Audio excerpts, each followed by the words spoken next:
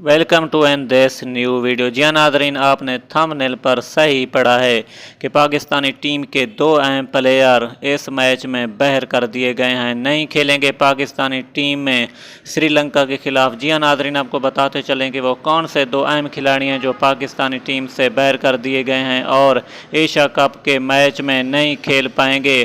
क्या रीज़न सामने है, सब कुछ बताने वाला हूं इस मुख्तसर सी वीडियो में। आपसे गुजारिश है कि वीडियो को लाइक करें, शेयर करें और चैनल को सब्सक्राइब करना ना भूलें।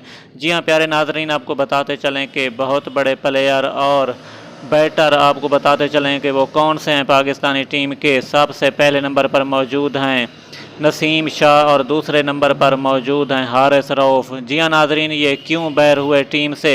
एक तो वजह यह है कि इंजरी हो गई थी नसीम शाह को और हारिस रऊफ़ को। आपको पता है जो मैच खेला गया था भारत के खिलाफ। ये है आपके लिए अपडेट।